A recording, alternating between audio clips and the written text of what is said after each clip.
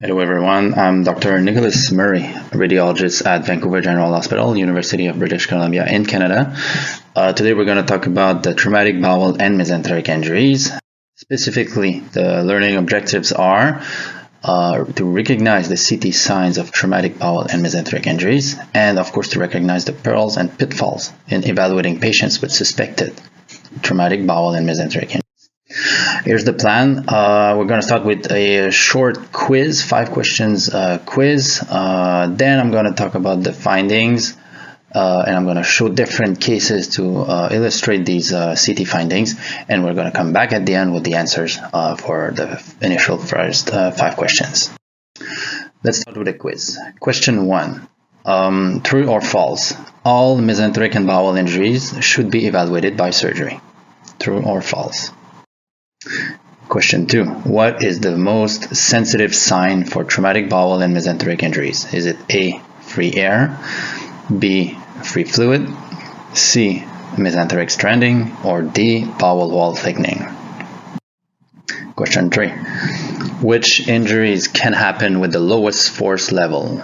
Is it the burst injuries, crush injuries, shear injuries, or tensile injuries? Question 4. True or false? Free fluid should normally never be seen in male patients. True or false? And last question, number 5. Which one is not a recognized risk factor for traumatic bowel and mesenteric injuries? Having multiple solid organ injuries, a pancreatic laceration, a pre-existing Crohn's disease, seatbelt sign, or having a vertebral wedge fracture. Which one is not a risk factor for traumatic bowel and mesenteric injuries? First of all, I would like to recommend this really good radiographics article published in 2017, multi-detector CT of surgically proven blunt bowel and mesenteric injury. A majority of the clinical information I'm going to show you today is from that paper. First of all, the bowel and mesenteric injuries are relatively uncommon, happening only in 1 to 5% of the trauma cases, most commonly happening after MVC accidents. There's apparently a greater risk for injuries if you're a passenger as opposed to being a driver, and especially if for those in the rear seat. Mesenteric injuries are 2 to 3 times more common than bowel injuries. The problem with these is that a delayed diagnosis will usually be associated with increased sepsis, increased number of intra-abdominal collections, peritonitis, prolonged ICU and hospital stay, bowel stricture, and of course overall increased mortality. And the challenges with bowel and mesenteric injuries, it's first that it's not common. It's usually associated with multiple concomitant or concurrent injuries on a really busy scan. The mesentery is an undefined organ, so you cannot follow its contour. The bowel is also a really long and tortuous organ, which is also mobile, and the injuries can happen or can involve multiple segments. And on top of that, usually the findings are quite subtle on imaging.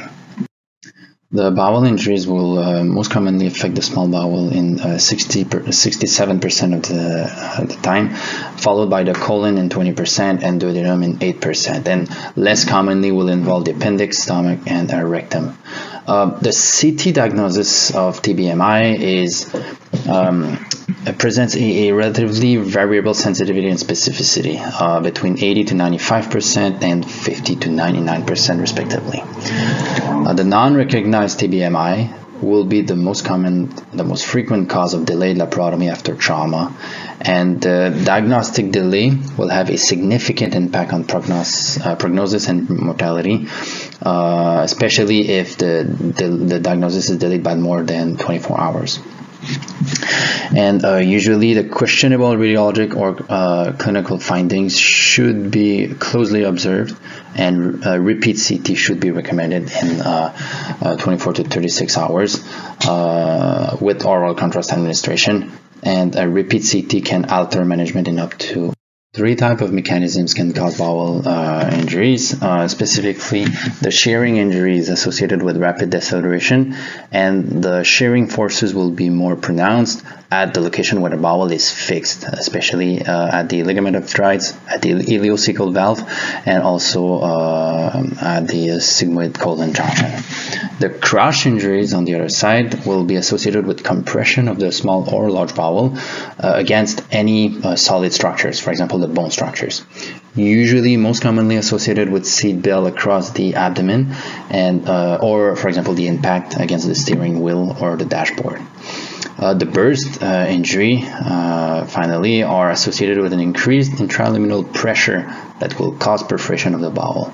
And this can cause multiple perforations, sometimes called the Swiss cheese appearance. The risk factors for that, having a pre-existing ileus obstruction or inflammatory bowel disease, and these burst injuries can occur with a relatively less force than other mechanisms, and they are less likely to be associated with other injuries, for example. Not all TBMI injuries are surgically significant. For example, if you have an isolated mesenteric hematoma with stranding, or an isolated mural hematoma without any active bleeding, those are usually managed conservatively. On the other side, the significant injuries will be the full thickness bowel perforation, the complete serosomuscular tear, specific type of degloving injury of the bowel, a devascularized bowel segment, a disrupted mesentery, a mesenteric injury with secondary ischemic changes within the bowel loops, or active extravasation of contrast within the mesentery. Those are usually managed with surgery. Different signs and symptoms have been described with bowel and mesenteric injuries, and usually we characterize those as being direct or indirect signs of injuries, and we'll go through these signs one by one to show you some examples as well, and discuss a little bit more about the specificity, sensitivity of these findings on CT imaging. First of all, the direct signs of bowel injuries. If you have a discontinuous bowel wall, that's usually extremely specific, but however poorly sensitive. It's not common that we see a complete discontinuity of the bowel wall, especially because sometimes the defects are really small and usually difficult to identify on CT imaging. Free air is also considered really highly specific. But keep in mind that there's some pitfalls. You can get free air if you have a pneumothorax tracking down the abdominal level. You can be secondary to a chest tube placement, a diaphragmatic injury as well, a penetrating abdominal wall trauma. If it's because the air can come from the outside of the patient and track within the peritoneal cavity. Similarly, a rupture of the bladder with a Foley catheter in place may cause a pneumoperitoneum. Air can also be isolated to the space between the abdominal wall and the peritoneal space, which is sometimes called the pseudo-pneumoperitoneum. And keep in mind that you may not have any free air even if the bowel is perforated. For example, in case where the bowel was initially collapsed before the injury, or if it was only containing fluid in that segment. But however, if you see free air with one of these signs, being free fluid, the seatbelt sign, or a focal bowel injury, that is usually highly predictive for bowel injury. But however, again, with a relatively low sensitivity. Extravasation of oral contrast is again highly specific, but usually in the trauma setting, the CT examination will be done without oral contrast unless there's a specific clinical indicator that and the clinical team will suspect a bowel injury, because usually this will delay the initial acquisition of the examination. Let's look at this first interesting case. That's an 18-year-old female who was involved in a moderate speed MVC, but keep in mind that she had a large meal just before the accident.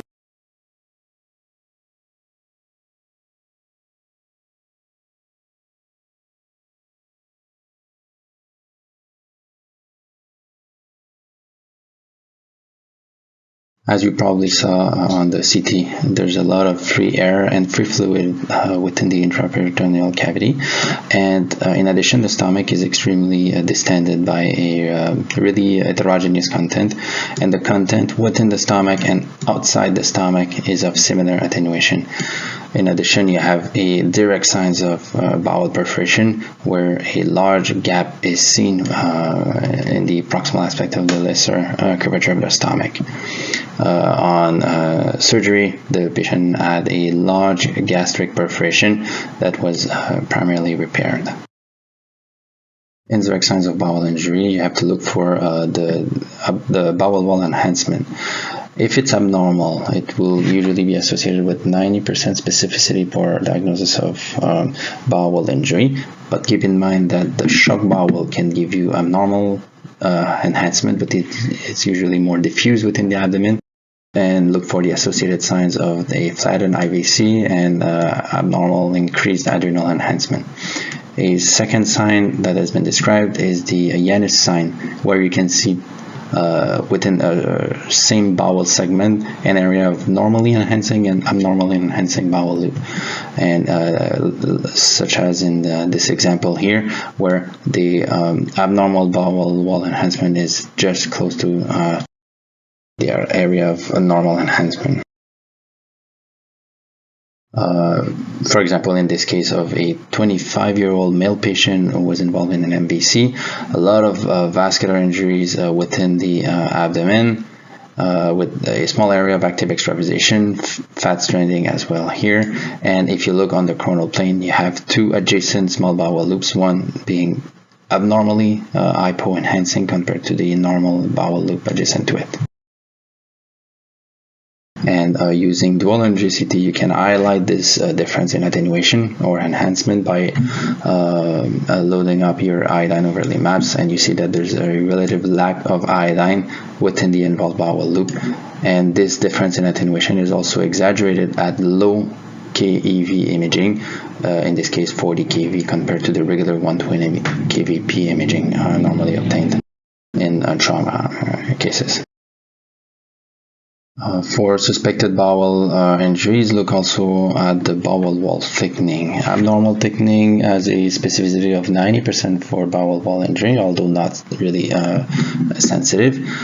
Keep in mind these numbers, but they are relative numbers of thickness for the small bowel up to 3 millimeters and greater than 5 millimeters for the colon may be associated with injury, but there's a broad differential.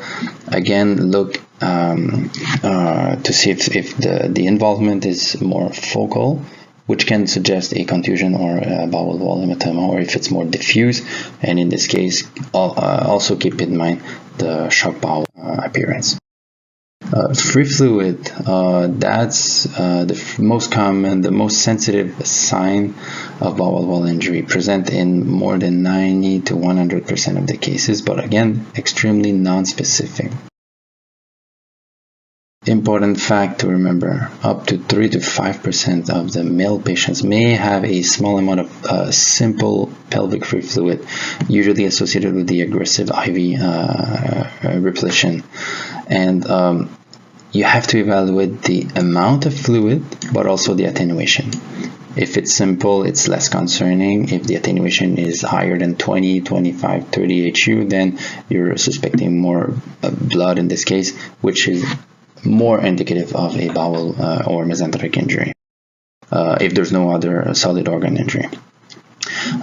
In a paper published in 2013, there was a mention that even a minimal amount of free fluid can be relevant depending on the location, especially if it's in the interloop region between the bowel loops, or if it's intra versus retroperitoneal for specific bowel segments, as you probably know.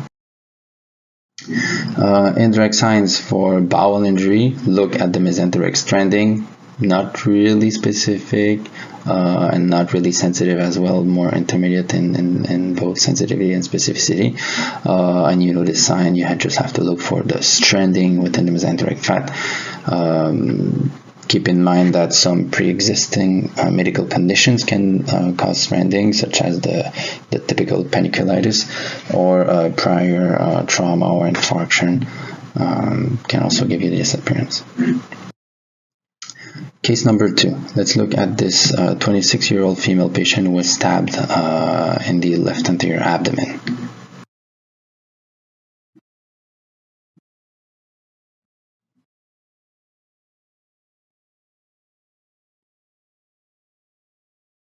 In this case, you also have multiple signs of bowel injury. First of all, you have the surrounding fluid adjacent to the really thickened proximal small bowel loop, which is also distended, containing fluid and a hyperdense content, suggestive of blood in this case.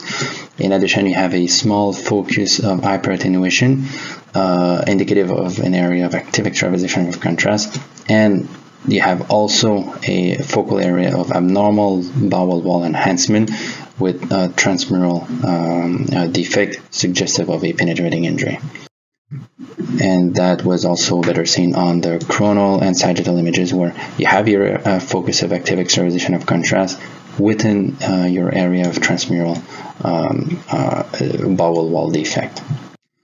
Case number 3, 25-year-old male patient was stabbed in the anterior abdomen on the left side of midline.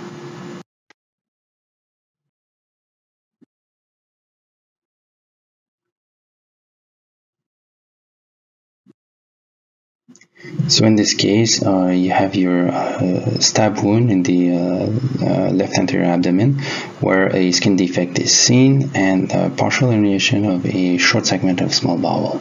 In addition, you have on the second image an area of interloop free fluid identified by this yellow arrow. In fact, the herniated bowel loop appears relatively unremarkable, but if you look at a close-by bowel loop on the first image here, this one looks a bit more heterogeneous, and you have difficulty identifying the mucosal and mural enhancement compared to the adjacent small bowel loops. On further reformats using dual energy CT, you can confirm that there's a relative lack of iodine uptake within the affected bowel loop, and in fact you also have a small focus of extravasation of contrast, showing that this red dot within the bowel lumen here, and this case was confirmed to represent a transmural injury to the small bowel loop here on surgery. So teaching points to remember: bowel injuries can be extremely subtle, so you have to pay attention to your case carefully, and sometimes it's almost impossible to identify a bowel injury on CT. Keep in mind that the bowel is a mobile organ, and the herniated bowel loop might not be the injured one. Other indirect signs of bowel injury, the associated CT findings. So if you have a chance fracture, you have a higher likelihood of having a bowel injury, especially involving the duodenum and small bowel. Having multiple organ injuries is a significant risk factor for TBMIs. For example, you can have up to 34% of bowel injury if you have more or 3 or more solid organs that are injured on the CT scan. As you may probably know, pancreatic injuries are highly associated with duodenal injuries in 20% of the cases, and having a seatbelt sign on clinical examination or even on CT, such as in this case here, has a significant likelihood of being associated with bowel injury in up to 30% of the cases. Other indirect signs, the wound track or the continuous injury sign. If you have extension of a wound track on both sides of a bowel loop with fluid on one side and or stranding on the other side, then the likelihood of the bowel loop being injured is quite high. Some less common signs have been described as well in the context of trauma, such as bowel intussusception, and it's unclear why this may be associated with trauma to the bowel loops, but proposed etiologies have been suggested, such as the associated spasm, bowel wall edema, or abnormal peristalsis. And finally, extremely rare, you may have crush compression of the appendix against the iliac crest, which can cause secondary post-traumatic appendicitis. Let's look at this case 5, 27-year-old male patient who was stabbed multiple times in the abdomen, as you can see on the CT, with all the stab wounds identified with paper clips.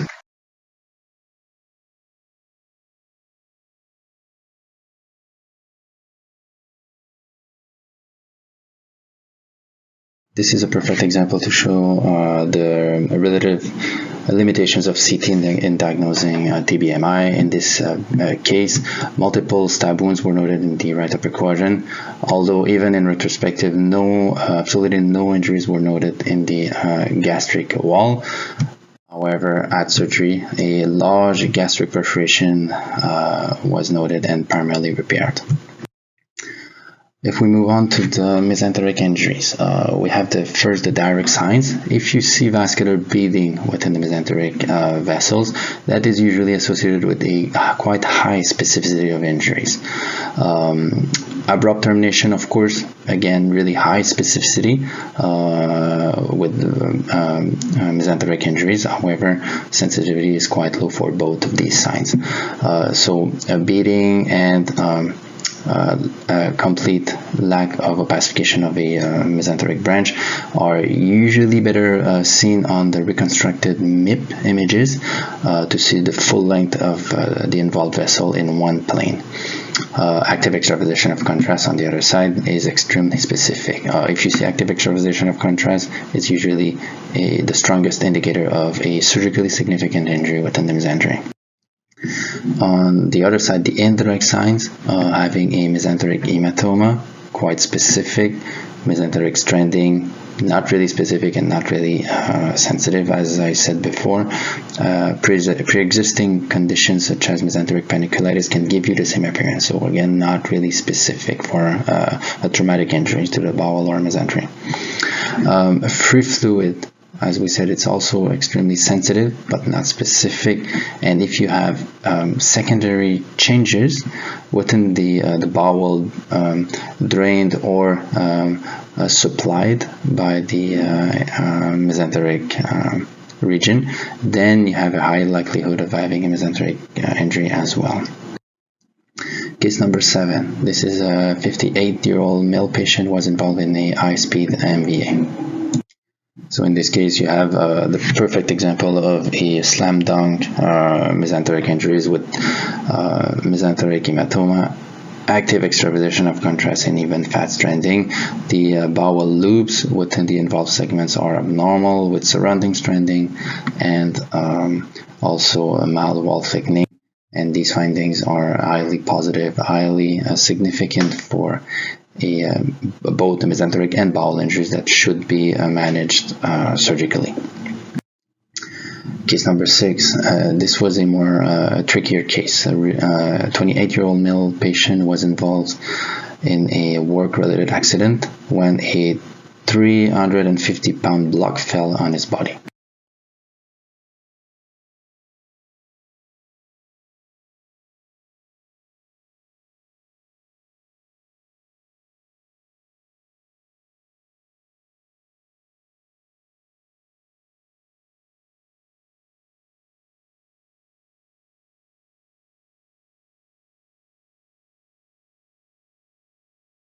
So this case demonstrated fused splenic lacerations with a moderate amount of complex free fluid within the abdomen, mainly surrounding the spleen, the liver, and within the paracardic gutter, also of course extending into the pelvis. However, on the initial CT report, there was no mention of any bowel injuries, but however, later on the same day, the patient was rushed to the OR for an abdominal compartment syndrome. At surgery, the trauma team found a huge laceration, transmural laceration involving the mesentery, extending from the bowel to the root of the mesentery, and that's just a surgical gas showing the through and through perforation of the mesentery here. In a retrospective analysis, especially using the dual energy CT iodine overlay map, pay attention to the interloop free fluid, also retroperitoneal free fluid, and hematoma that will be shown on this examination.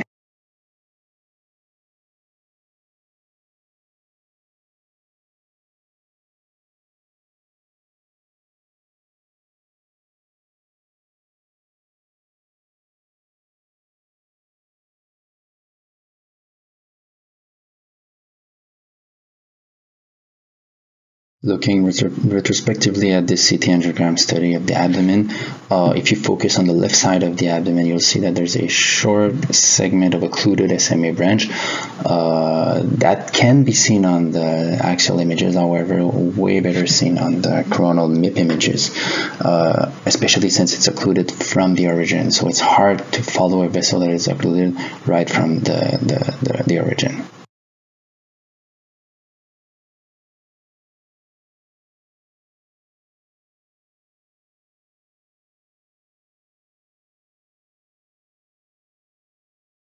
As you can see here, this small SMA branch is occluded right from the beginning and showing poor distal opacification, really asymmetric compared to the other branches, better seen on this MIP reconstructions.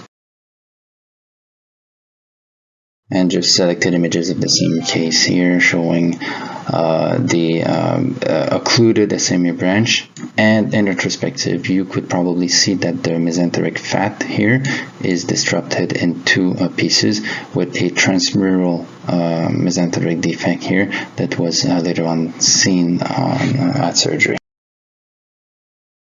So if we come back to the quiz, first question was, true or false, all mesenteric and bowel injuries should be evaluated by surgery? And the answer is false. Of course, isolated bowel wall or mesenteric hematoma without any active extravasation of contrast or secondary ischemic changes within the bowel loops are usually conservatively managed. Question 2 was, what is the most sensitive sign for traumatic bowel and mesenteric injuries? And the answer was free fluid. Really common in mesenteric injuries in 90 to 100% of the cases. But again, pay attention to the density, if it's simple in attenuation or if it's hemorrhagic in attenuation, and also the location. Interloop free fluid is way more sensitive than dependent pelvic free fluid for mesenteric injuries. Question number 3, which injuries can happen with the lowest force level? You remember that it's the burst injuries with associated less forces needed to injure the bowel compared to the other cross shear or tensile injuries. Question number 4, true or false? Free fluid should normally never be seen in male patients. It's false. It can be seen in up to 3 to 5% of the male patients, secondary to the aggressive IV hydration. Keep in mind again the density and the location of the fluid. Usually the fluid should be seen within the pelvis and not, for example, in the interloop space. And last question, which one is not a risk factor for traumatic bowel and mesenteric injuries? And the answer was the vertebral wedge fracture. It's more the chance fracture that is a risk factor for bowel injuries. But all the other ones, the having multiple solid organ injuries, pancreatic laceration, pre-existing IBD, such as Crohn's disease, and the seatbelt sign will all be associated with TBMI. So in summary, TBMI can be very subtle on CT, sometimes impossible to diagnose if you remember the case of gastric perforation after stabbing injuries. Also, the herniated bowel loop might not be the injured one, so pay attention to the nearby bowel loops. Pneumoperitoneum is not specific to bowel injuries. Keep in mind some differential diagnosis. Specific injuries are associated with TBMI. Evaluation of the mesenteric branches on CT is essential, and use the coronal MPR and MIP formats to evaluate for vascular injuries. Thank you very much for your attention. I hope you appreciated the lecture.